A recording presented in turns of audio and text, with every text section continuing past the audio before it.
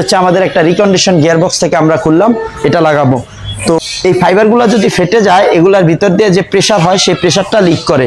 কারণ এখানে আপনারা দেখতে পাচ্ছেন 1 2 3 4 এই 4টা লাইন দিয়ে আমাদের ট্রান্সমিশন অয়েল প্রেসার জেনারেট করে। এই দেখুন, গাড়ির গিয়ারের বিভিন্ন সমস্যা হলে আমরা যতই তেল চেঞ্জ করি, এটা দিয়ে আমাদের সলভ হয় না। তো আমরা অনেকে চিন্তা করি হয়তো তেলের কারণে হয়তো গিয়ারবক্সটা দুর্বল বা গিয়ারবক্সটা লেটে গিয়ার এঙ্গেজ করে। আসলে বাস্তবিক অর্থে তা না। আমাদের গিয়ারবক্সের যে কোনো সমস্যা হবে, আগে আমাদেরকে প্রথমেই বুঝতে হবে যে গিয়ারবক্সের কাজটা কি। আমার গিয়ারবক্সটা কি মেজর ইস্যু না মাইনর ইস্যু? আমার গিয়ারবক্সটাকে আমি রিপেয়ার করব অথবা রিকন্ডিশন লাগাবো? আমরা ফয়সাল কার সলিউশন চিন্তা করি মানুষকে সাপোর্ট দেওয়ার জন্য এবং খুব অল্প কষ্টে ভালো একটা সার্ভিস প্রোভাইড করার জন্য। দ্যাটস ওয়াই আমরা এই গিয়ারগুলোকে রিপেয়ার করে দিচ্ছি। আসসালামু আলাইকুম সবাইকে, আশা করি সবাই ভালো আছেন এবং সুস্থ আছেন। আমি ইঞ্জিনিয়ার মোহাম্মদ ফয়সাল বলছি ফ্রম ফয়সাল কার সলিউশন। তো আজকে আমরা একটা সিবিটি গিয়ার গাড়ি, এটা হচ্ছে এক্সিও গাড়ি, এবং এই গাড়িতে এই মাল্টি গিয়ারবক্সটা ইনস্টলেশন করা ছিল। তো আপনারা সবাই জানেন যে সিবিটি গিয়ারবক্সগুলো খুব দ্রুত ড্যামেজ হয়, দ্যাটস ওয়াই মাল্টি গিয়ার অনেক গাড়িতে ইনস্টলেশন করা হয়। তো আমরা এই গাড়িতে এই মাল্টি গিয়ারটা ইনস্টলেশন করা ছিল যেহেতু, তো এটার গিয়ারের সমস্যা। তো গিয়ারে অনেক সময় নয়েজ আসে, অনেক সময় গিয়ার ছেড়ে দেয়, অনেক সময় গিয়ার ঝাঁকুনি মারে। তো এই ধরনের ইস্যু নিয়ে গাড়িটা আমাদের ওয়ার্কশপে আসলো।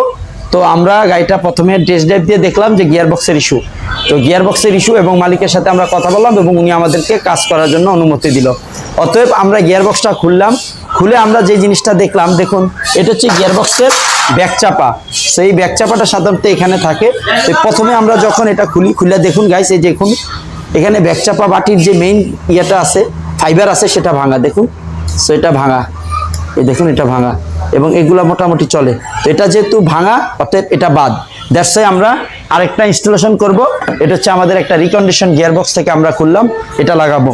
তো এগুলা কি হয়, এই ফাইবারগুলো যদি ফেটে যায়, এগুলার ভিতর দিয়ে যে প্রেসার হয় সেই প্রেসারটা লিক করে। কারণ এখানে আপনারা দেখতে পাচ্ছেন 1 2 3 4 এই 4টা লাইন দিয়ে আমাদের ট্রান্সমিশন অয়েল প্রেসার জেনারেট করে। এই দেখুন 1 2 3 4, এবং এখানে যে সিলটা থাকার কথা ছিল সেই সিলটা আমরা পাই না।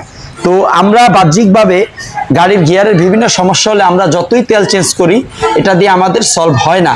তো আমরা অনেকে চিন্তা করি হয়তো তেলের কারণে হয়তো গিয়ারবক্সটা দুর্বল বা গিয়ারবক্সটা লেটে গিয়ার এঙ্গেজ করে। আসলে বাস্তবিক অর্থে তা না। আমাদের গিয়ারবক্সের যে কোনো সমস্যা হবে, আগে আমাদেরকে প্রথমেই বুঝতে হবে যে গিয়ারবক্সের কাজটা কি।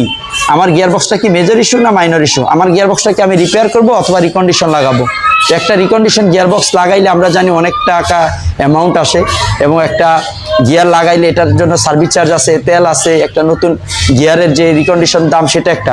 বাট আমরা ফয়সাল কার সলিউশন চিন্তা করি মানুষকে সাপোর্ট দেওয়ার জন্য এবং খুব অল্প কষ্টে ভালো একটা সার্ভিস প্রোভাইড করার জন্য। দ্যাটস ওয়াই আমরা এই গিয়ারগুলোকে রিপেয়ার করে দিচ্ছি।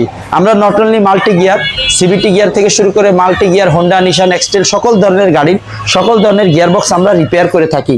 এবং আরেকটা বিষয় হচ্ছে যে এই গাড়িগুলা খুবই ভালো গাড়ি, বাট এগুলাকে প্রপারলি রিপেয়ার না করাইলে দেখা যায় আমাদের গিয়ারবক্সগুলো ভালো টিকে না। তো অনেক সময় বাজেট একটা ইস্যু আছে, এজন্য বাজেট ইস্যু যাতে না আসে সেজন্য ফ্রেন্ডলি বাজেটে আমরা কাজ করানোর চেষ্টা করব। অনেকে দাম শুনে কাজ করার না। আসলে ভাই যেই কাজ করাবে সেই ভালো মাল দিয়ে কাজ করতে হবে, তখন গাড়িটার কাজটা ভালো হয়। এবং আরেকটা বিষয় আমি আপনাদেরকে দেখাচ্ছি, এই গাড়িটার যে প্রিমিয়াম আছে, দেখুন আমরা একটু ক্লোজলি দেখাই। গাড়িটার ভিতরে যে প্রিমিয়াম আছে এটাও ভাঙা। দেখুন দেখুন এটা অলরেডি এখানে ব্রকেন, এখানে একটা লক, এখানে একটা লক, এখানে লকও না, এটা ভাঙা। এবং এই গিয়ারবক্স থেকে আমরা কিছু ছোট্ট এখানে কিছু পদার্থ পেলাম যেগুলো ভিতরে ব্রকেন ছিল। তো এই জন্য আমরা এই গিয়ারবক্সটাকে ফুল ওভারহোলিং করব। তো আসলে আমরা আপনাদেরকে যে মেসেজটা দিতে চাই সেটা হচ্ছে যে গিয়ারবক্সগুলো ভালোভাবে কাজ করতে হবে। আমরা এই পার্টসটাও চেঞ্জ করে দিব, এবং এটার ভিতরে এই লকটা থাকে।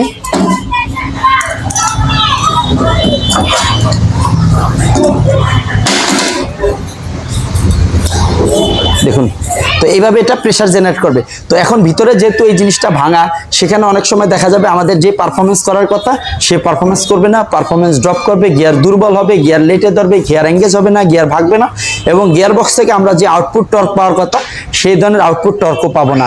তো আমরা এই জন্য এই মালগুলা খুলছি, এবং এখানে আপনারা দেখতে পাচ্ছেন প্রচুর ক্লাস প্লেট এবং প্রেসার প্লেট রয়েছে। এগুলো অলরেডি অনেক অবস্থা খারাপ, তো এগুলো আমরা চেঞ্জ করে দিব ইনশাল্লাহ। এবং আমরা এটার অন্যান্য যে ভ্যালভ বডি আছে সেটাকে আমরা ওভারহোলিং করে খুলে এটাকে সার্ভিসিং করে দিব। যদি প্রয়োজন হয় আমাদের ভিতরে আরও কিছু গিয়ারবক্স আছে, আমরা সেখান থেকে ইনশাল্লাহ কালেক্ট করে দিব। তো আপনারা যারা গাড়ির ওনার আছেন, আপনারা অনেকে গাড়ির কাজ নিয়ে ভয় থাকেন, আমরা ফয়সাল কার সলিউশন 6 মাসের ওয়ারেন্টি দিয়ে এই ধরনের গ্যাসগুলোকে রিপেয়ার করে দিই। আপনারা চাইলে আমাদের থেকে ইনশাল্লাহ সার্ভিস নিতে পারবেন এবং আমরা সর্বদা চেষ্টা করি ভালো সার্ভিস দেওয়ার জন্য আপনাদেরকে। আপনারা আমাদের ওয়ার্কশপে আসবেন, গাড়ির যে কোনো সমস্যার সমাধানে আমরা আসছি আপনাদের পাশে।